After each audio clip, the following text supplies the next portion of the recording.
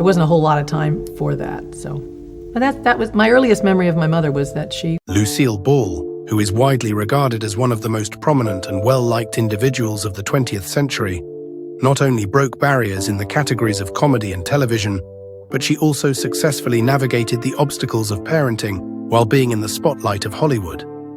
It was not an easy task for her to bring up her two children, Lucy Arnaz and Desi Arnaz Jr., in the midst of attention and controversy.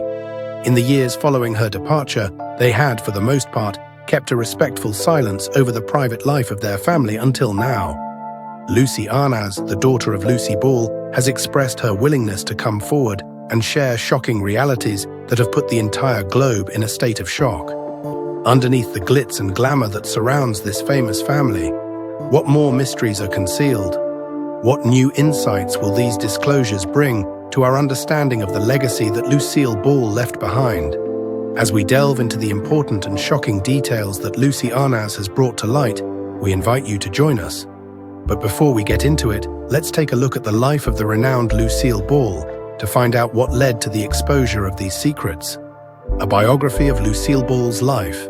The American actress, comedian, producer, and studio executive Lucille Desiree Ball was also known as Lucille Desiree Ball. In the year 2020, Time magazine acknowledged her as one of the most significant women of the 20th century due to the achievements she had made in the aforementioned topics. In 1929, Ball began her career in the modeling industry by beginning her career as a model. Almost immediately after that, she began her career as a performer on Broadway, where she was known by her stage name, Diane Belmont. She was a contract player for RKO Radio Pictures throughout the 1930s and 1940s, and she appeared in films during that time period. She was frequently cast as a chorus girl or in roles that were similar to that. She had major roles in B pictures and supporting roles in A pictures. Desi Arnaz, a Cuban band leader, was the person she met during this time period, and the two of them eloped in November of 1940. The 1950s saw Ball go into the world of television, where she and Arnaz collaborated to create the sitcom I Love Lucy.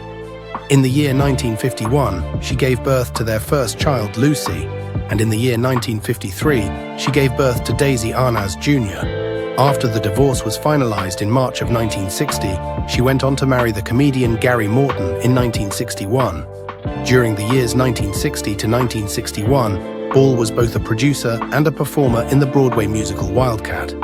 During the year 1962, she created history by being the first woman to lead a major television studio.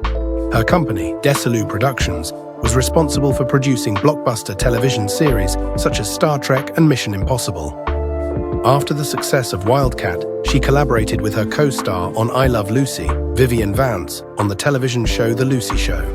The show lasted after Vance left the show in 1965, with the assistance of Ball's close friend and regular cast member, Gail Gordon, until 1968. Right after that, Ball became a star in a brand new television show called Here's Lucy, which also featured Gordon, Mary Jane Croft, and her children Lucy and Desi Jr., who were also recurring cast members. The show continued to air until 1974. Ball did not completely phase out his acting career. In 1985, she appeared in the television movie Stone Pillow, in which she had a role. In the year that followed, she had a starring role in the sitcom Life with Lucy, which, in contrast to her earlier creations, was not a commercial success and was cancelled after just 3 months. At the age of 77, she passed unexpectedly in 1989 as a result of an abdominal aortic aneurysm and arteriosclerotic heart disease. She had not taken on any other film or television roles for the remainder of her career. The American Comedy Awards were rechristened the Lucy in her honor when she passed away earlier this year. Have you ever pondered what life was like behind closed doors for Lucille Ball as well? What was the experience like? Does it have any connection to the revelations that her daughter made? Maintain your attention to find out. The private occasions of Lucille.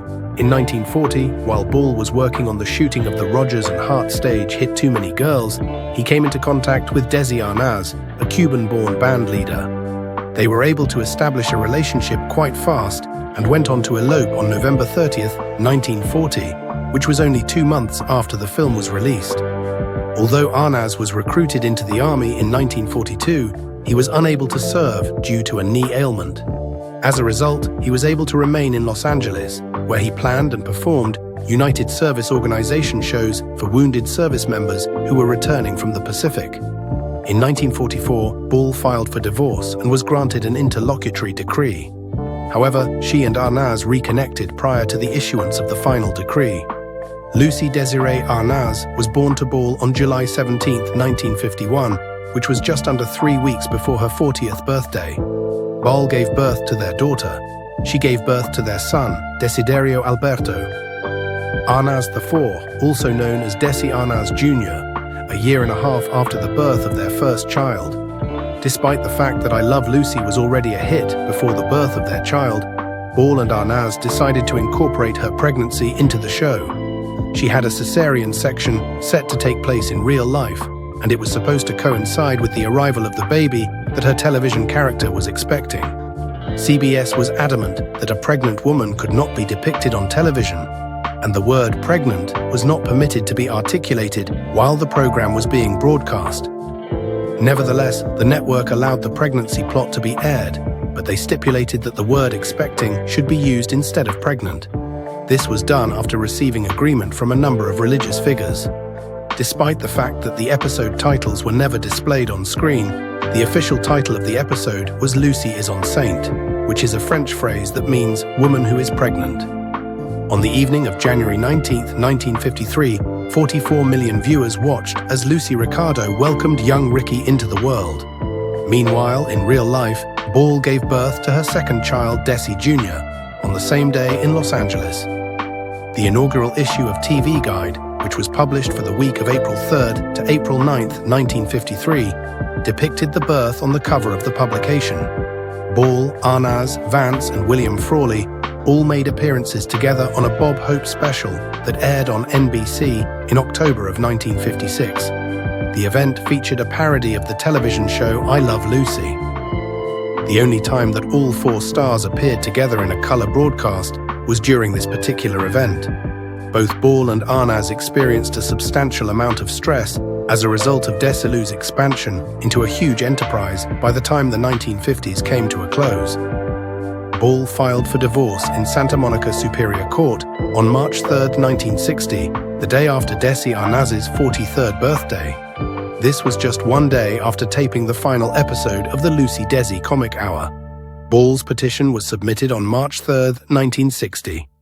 She portrayed her marriage to Arnaz as a nightmare, which was a far cry from the romanticized version that was depicted on the television show I Love Lucy. On May 4, 1960, they finalized their divorce.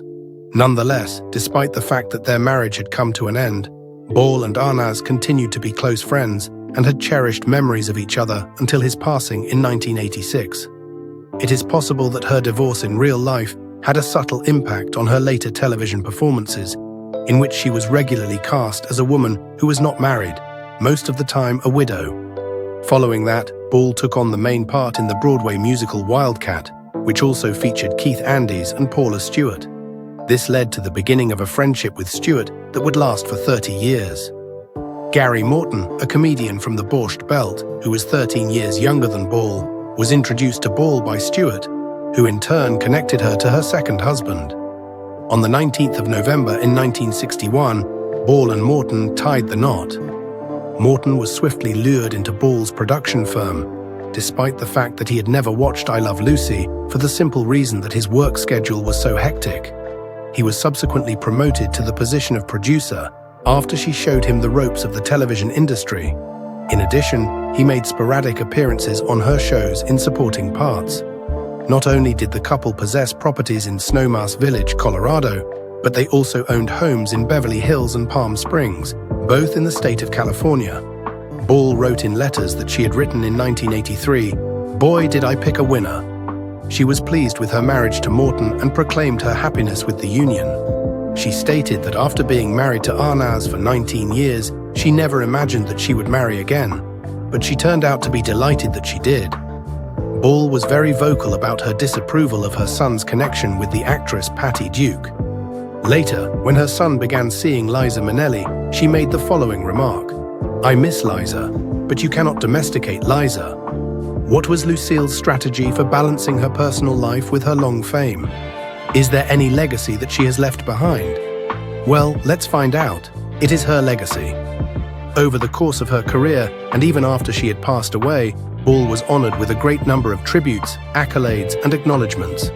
The day she was honored with 2 stars on the Hollywood Walk of Fame was February 8, 1960. 1 star was placed at 6436 Hollywood Boulevard in recognition of her services to the motion picture industry, while the 2nd star was placed at 6100 Hollywood Boulevard in recognition of her influence on the arts and sciences of television. Lucy Day was a celebration held in her honor during the New York World's Fair in 1964, and she and her second husband, Gary Morton, were both among those who attended.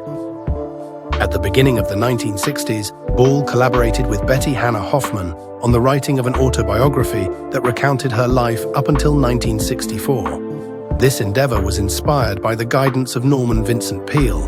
The manuscript, which was dated 1966 and had been postmarked, was discovered by her former attorney many years later as she was going through old papers. He delivered it to Ball's children, Lucy Jr. and Desi Jr., who were in charge of managing her estate. Within the package, he included interview tapes that Hoffman had used to compile the book.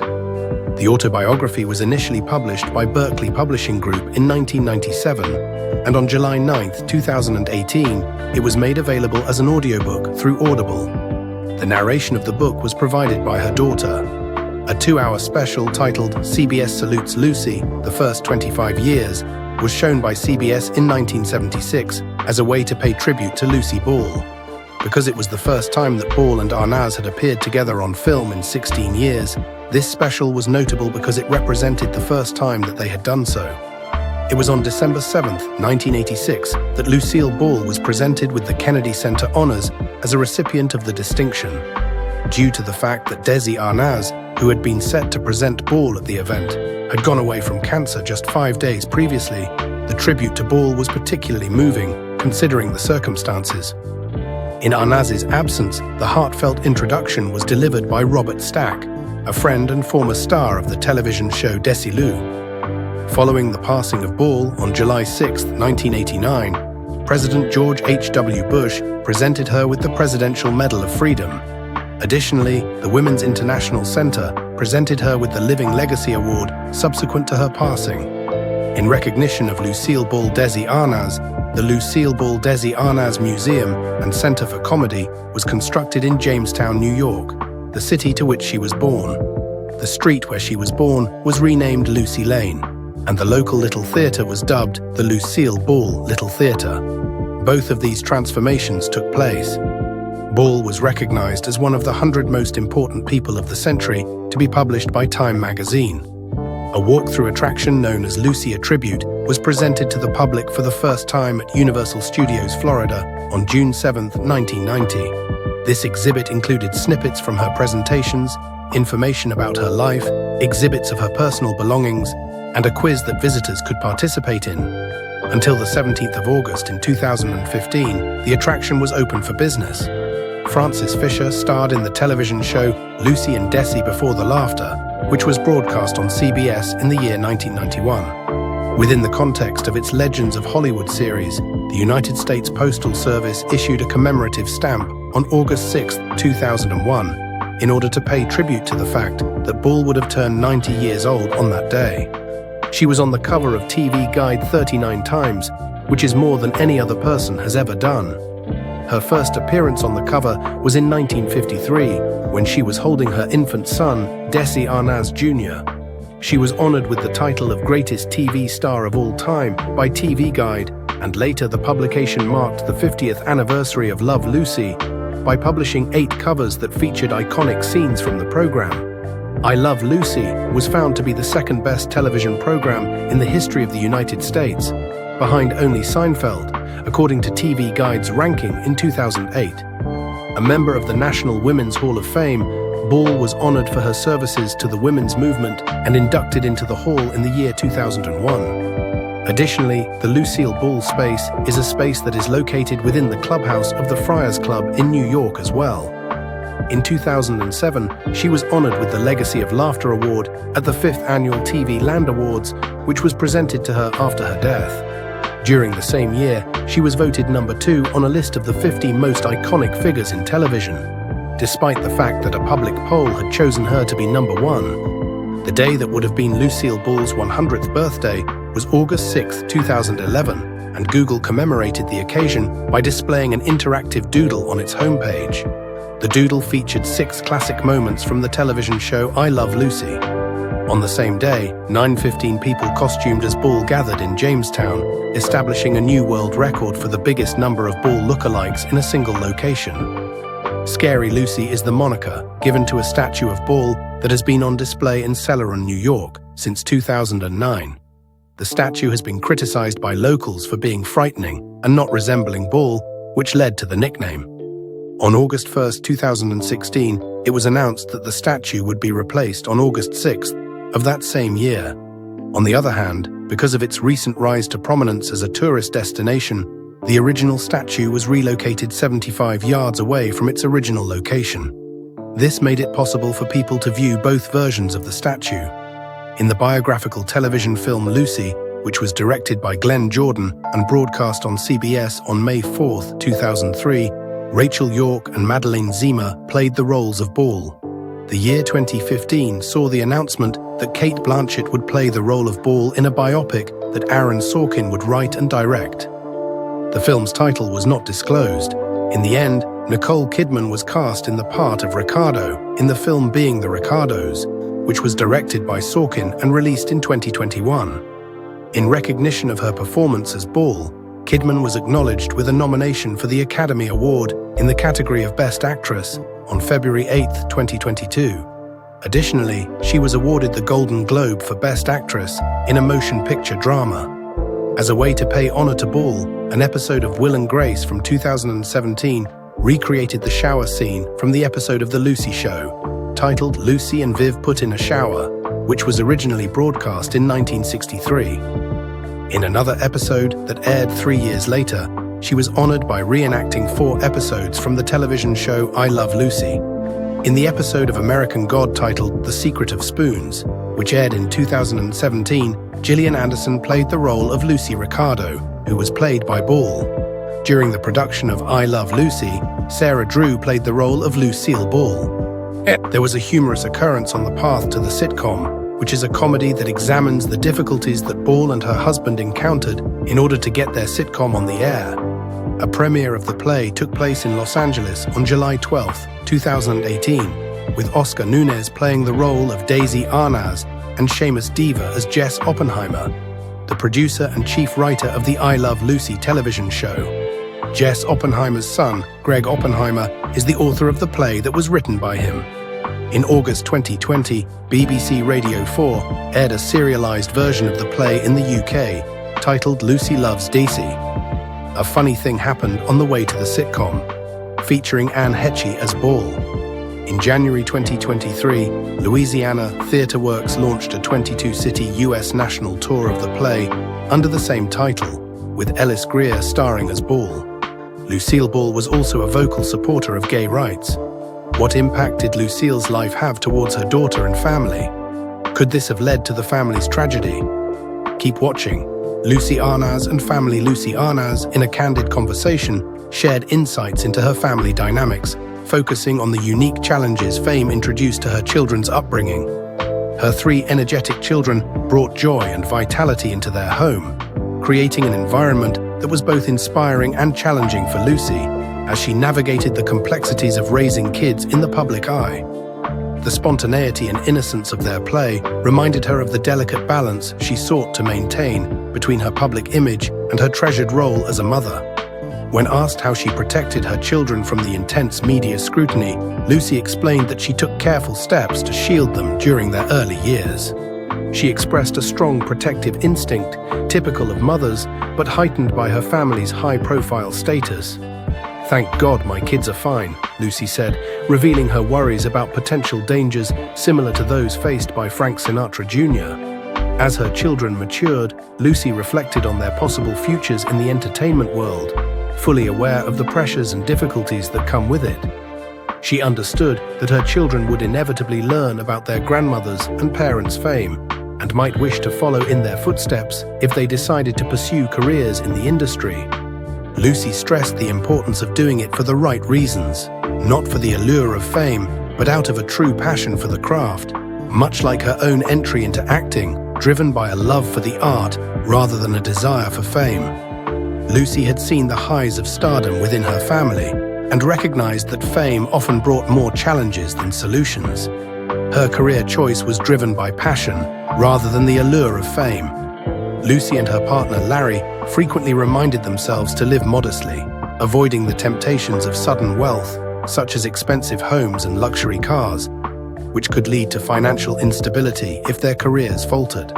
Lucy shared her intention to focus more on theatre work, highlighting the deep fulfillment it brought her, even though it was less financially rewarding. She and Larry planned to spend more time on the East Coast, immersing themselves in the theatre scene they cherished. The conversation then turned to her parents, particularly the aftermath of their careers and marriage. Lucy's father, who had been a pivotal figure in the comedic success of their shows, faced significant struggles after their marriage ended and the shows concluded. His later years were marked by isolation, excessive drinking, and financial difficulties, which overshadowed his contributions to comedy.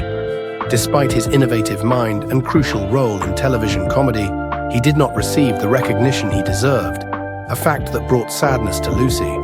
Lucy loved and cherished her family, but could that be all? What changed? Family dynamics. Lucy also recognized her comedic legacy from her father. At just 7 years old, she felt a deep emotional connection with him, despite the family dynamics that often cast him in a less favorable light. She remembered being subtly guided to see things from her mother's perspective, as her mother was often viewed as the more stable parent who managed their public and private lives with authority. However, Lucy's innate bond with her father was evident, marked by a shared sensitivity and understanding that her mother's practical approach might have lacked. Lucy described her father as a misunderstood individual, often depicted as struggling to control his life. This portrayal shaped her fears of inheriting his traits or facing similar challenges. While she acknowledged her mother's love as genuine, it was not always emotionally accessible, influenced by her own upbringing and the pressures of managing a significant enterprise. These dynamics deeply affected Lucy's views on parenting and personal growth. She was committed to breaking the cycle of emotional distance and control she experienced as a child, striving to create a nurturing environment for her own children where open communication and understanding were key. She hoped to equip them with the emotional skills needed to handle life more smoothly than she had.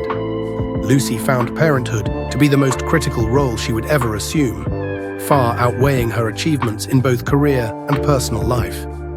This insight fueled a deep-seated desire to offer her children a nurturing and supportive environment starkly different from her own upbringing. As her children matured, Lucy faced broader societal issues, such as the effects of substance abuse, which had affected her family in significant ways. Her brother's struggle with addiction mirrored their father's challenges with alcohol. In her romantic relationships, Lucy reflected on her pattern of seeking passion, a trait she associated with her father's charismatic and romantic nature. This influence shaped her expectations and behavior in relationships. Over time, she recognized that chasing romance was not a solution to deeper issues, learning that stability and mutual respect were the cornerstones of enduring partnerships. Lucy expressed a firm commitment to personal evolution as a parent and an individual, acknowledging the complexities of her family dynamics, her parents' influence, and her own growth through various challenges. Growing up in a household influenced by show business, Lucy's early years were marked by the relentless demands of her parents' groundbreaking TV show, I Love Lucy. Born just 6 weeks before the show premiered, her infancy and childhood were framed by her parents' busy schedules. This unusual on-screen partnership mirrored their real-life roles as both family and business partners. In the 1950s, it was rare for mothers to work outside the home, making Lucy's mother a trailblazer as a leading actress on a popular show. Despite her pioneering role, she struggled with societal expectations about motherhood, often feeling guilty for not being present for her children in a traditional sense. Lucy remembered her mother frequently coming home late and on weekends, with their family time squeezed into breaks from filming and summers spent at their Del Mar residence. At home, her mother was quite different from the zany, unpredictable character portrayed on TV. She was methodical and focused, managing the household with the precision of a CEO. What shaped Lucy's life and journey? Could she make a name for herself, or still hide behind her mother's glory? Keep watching to find out.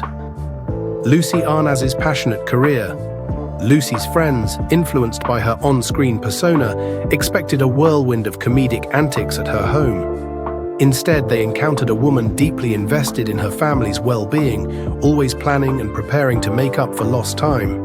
Her mother started her show business career at a young age, leaving her hometown of Jamestown, New York, for the dazzling lights of New York City. Her initial attempts at acting were met with harsh rejections and advice to quit. Undeterred, she returned to Jamestown and continued performing in local theater. Unwilling to give up her dreams, her persistence led her mother recognizing her deep passion to support her once again, funding her return to New York City. There, she began modeling for prominent names like Hattie Carnegie. This modeling career provided a crucial break when she replaced an actress who couldn't travel to Hollywood, propelling her into the film industry. She landed a role with the Goldwyn Girls in the movie Roman Scandals, alongside Eddie Cantor. Remarkably, following this break, she was seldom out of work for the remainder of her career, underscoring her talent and determination. Lucy's father's background stands in stark contrast to her mother's. Born in Santiago, Cuba in 1917, he came from an influential family. His father was the mayor and his uncle was the chief of police, while his relatives established the Bardi Room Company. However, their comfortable life was disrupted by the Batista Revolution, which caused them to lose their home, wealth, and personal belongings. They fled to Miami with only the clothes they were wearing. Life in Miami was harsh, and Lucy's father and grandfather lived in a warehouse where he had to use a bat to kill rats and make their temporary home livable. He eventually found an opportunity playing in a small band, which led to his discovery by Xavier Cugat and the creation of his own band. In Miami, he introduced the conga dance to the United States, gaining fame and paving the way for his successful musical career. The practical advice of her father on business and life, such as the importance of hiring capable people and allowing them to work independently, significantly shaped her professional and personal decisions. Together, her parents' backgrounds create a rich narrative of resilience, adaptability, and passion. Lucy views herself as a fusion of her mother's steadfastness and her father's vivacity, carrying their legacies through her own life and career. This combination has not only defined her as an individual, but also helps her navigate life's challenges with grace and humor. Growing up in the dazzling world of show business, Lucy Arnaz learned early that the gap between the camera and the actor could be quite narrow, emphasizing subtle expressions over grand gestures. This was in stark contrast to theater, where performances must be larger than life to reach audiences, even those seated at the back of an expansive 8,000-seat venue like Jones Beach, where she performed in Annie Get Your Gun. Lucy fondly recalled the theatrical emphasis on makeup, such as exaggerated eyelashes, from her summer stock days at the John Kenley Theatre. These experiences taught her that connecting with an audience is more about deeply immersing in a role and projecting genuine emotion than relying on visual enhancements. Discussing various performing arts venues, Lucy emphasized the unique demands of each setting, from small theaters to large outdoor stages, sitcoms and film sets. Acting, movement, and audience interaction vary greatly across these platforms. In film, close-ups reveal every subtle nuance, while sitcoms benefit from more expansive, dynamic expressions to effectively convey humor and emotion. Lucy also highlighted the harsh realities newcomers face in the entertainment industry. She noted significant shifts over the years, such as the decline in traditional roles due to the rise of reality TV, which is less expensive to produce and blurs the distinction between genuine acting and celebrity status. As she discussed the ongoing challenges of rejection, limited roles, and the false belief that fame can solve personal issues or bring lasting happiness, her tone became earnest. Offering straightforward advice to aspiring actors, Lucy underscored that success in the industry demands resilience and persistence. She shared anecdotes from her early career, stressing the unpredictability of work and the need to prioritize passion for the craft over the allure of fame. Mastering one's skills is crucial, as fierce competition means every audition could be a breakthrough or another missed chance. Throughout her discussion, Lucy imparted valuable lessons on resilience, adaptability, and the importance of having a solid backup plan. She advised maintaining a day job and nurturing spiritual or philosophical grounding to stay balanced amid the industry's ups and downs. Envisioning her legacy simply and warmly, Lucy hoped to be remembered with a smile, reflecting her enduring optimism and love for the performing arts. And now to the main story. What shocking secrets did Lucy Arnaz reveal about her epic family? Could it be what led to the family's rise to stardom? Keep watching to find out. Even with the allure of Hollywood, Lucy Arnaz reflected on her childhood spent with her brother Desi Arnaz Jr. amid the glamour of Beverly Hills during Hollywood's golden age. At the age of 7, the unfolding of her parents' divorce significantly impacted her early memories. Both she and Desi, just 2 years her junior, were profoundly influenced during these formative years by their mother, Lucille Ball, and her second husband, Gary Morton, who provided stability and introduced a new circle of friends into their lives. By surrounding herself with a group of dedicated actresses who frequently visited their home, Lucille, who was renowned for her charisma and talent, was able to infuse Lucy's childhood with an artistic quality.